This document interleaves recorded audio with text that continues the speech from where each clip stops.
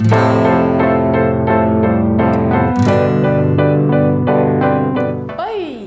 como estamos? Gente, hoje temos outra sugestão da mesma pessoa, Wagner Renato. Muito obrigada de novo pela sua contribuição, tá, Wagner? Então, hoje a gente vai falar sobre um outro tema que também é recorrente e necessariamente é ao contrário daquilo que a gente falou no vídeo passado. Então, o que também ele observa é: conheço alguém que fez a cirurgia e que ficou raquítico, que ficou muito magro, né? Então, na realidade, o que acontece nesse ponto? Bom, diante da experiência que a gente tem aqui na clínica, ao longo desse tempo que a gente já faz parte da equipe, eu percebo que a gente tem aí alguns fatores, certo? E esses fatores são interessantes da gente colocar aqui.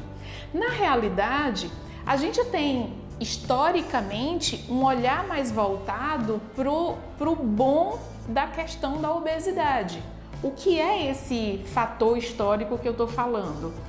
Quando a gente olha um bebê mais rechonchudinho, né, aquele bebê mais fofinho, então assim, a gente tem uma vontade de apertar a bochecha, né, então aquele carinho todo.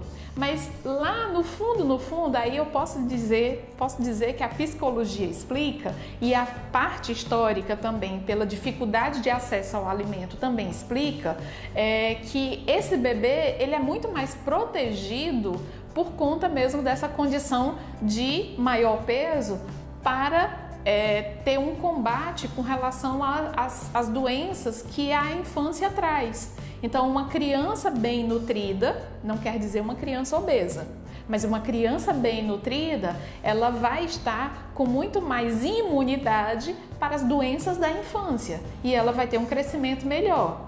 Mas a gente olha para uma criança de peso normal de uma forma assim, bonitinho.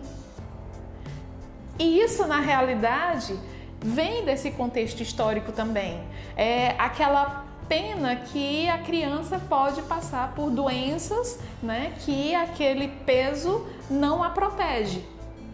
Então, com relação a essa condição mesmo do raquítico após a cirurgia, a gente tem sempre um olhar de uma imagem cristalizada como aquela pessoa como ela é, naquele peso excessivo que para o olhar do outro pode não repercutir em tanta diferença. Mas se eu conheço alguém que estava ali em sobrepeso ou obesidade e que um ano depois eu a vi novamente e vi que ela emagreceu, o que a cirurgia realmente conduz, isso assusta muito. Então, por quê? Porque a gente não está mais com essa conduta de um olhar para o peso normal. A gente tem muito mais pessoas no nosso cotidiano com o peso um pouquinho acima do que pessoas de peso normal, segundo estudos em que a população brasileira está em crescente nível agravante de obesidade. Então, isso a gente consegue perceber. Então, quando a gente vai tratar dessa pessoa, acompanhar essa pessoa no emagrecimento dela, depois de um ano, é muito comum as pessoas dizerem dessa forma: eu não quero ficar magro, só o osso, né? E na realidade, o que a gente precisa perceber é que isso é um contexto de autoimagem que essa pessoa precisa perceber e por isso é tão importante o acompanhamento do psicólogo por conta dessa mudança da autoimagem, para que essa pessoa se reconheça no peso normal dela, que é, de novo, peso normal, aquele que é medido pelo IMC. Então, isso é interessante de ser observado e trabalhado com a parte psicológica para que essa pessoa se reconheça agora nesse peso ideal para ela, para a altura, né, para todo o contexto dela, certo? E com relação a isso, o que a gente também percebe é que tem uma outra situação voltada, que é a condição do paciente que faz a cirurgia, porque ele disse assim: eu nunca fui magro na vida. Então a cirurgia pode vir e me tirar o peso que ela quiser. Então, com isso a gente percebe que essa pessoa ela entra no emagrecimento um pouco mais intenso. Mas isso não quer dizer que ela é negligente ou que a equipe que está acompanhando essa pessoa é negligente. Não, a gente está também proporcionando a autoimagem dessa pessoa e o bem-estar dela para o que ela deseja. Então é essa pessoa que deseja, mas que dentro dessa equipe, com esse acompanhamento, com, de novo, a psicologia entrando nesse contexto, pode ser observado que ela entra numa conduta ideal, num peso que é chamado ideal, e a partir dali entra-se no acordo entre o que o paciente deseja, o que a equipe também entende como sendo saudável para aquela pessoa, para que ela possa ou reganhar um pouco desse peso, aí volta a nutrição para entrar nessa conduta do reganho de peso de uma forma moderada, para que ela possa se estabilizar em um peso que ela se reconheça e ela perceba que aquilo é ideal para ela, tá certo?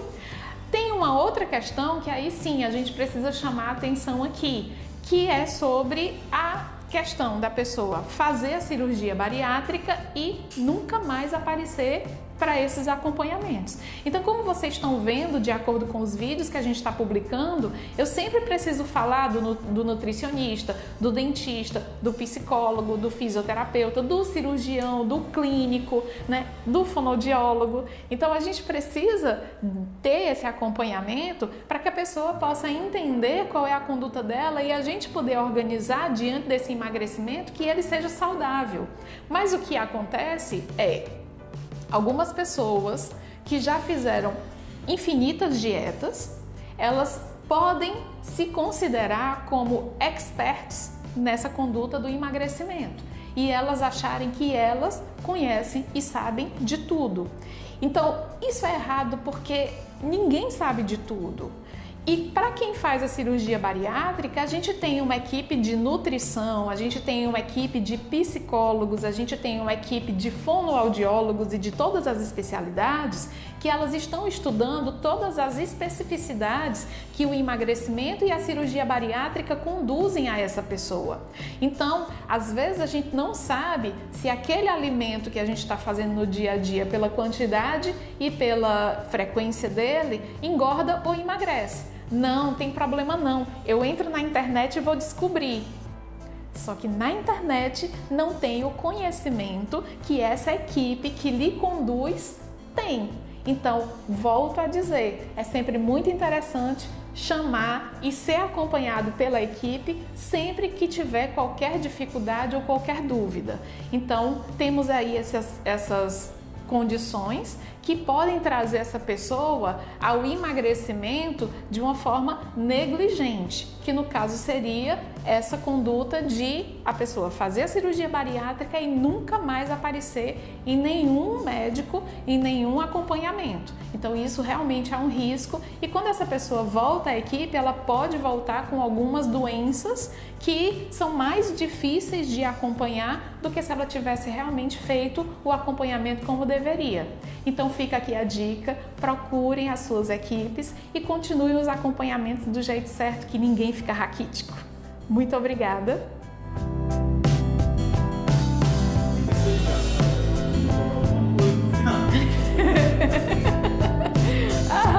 Não se preocupe não, isso acontece!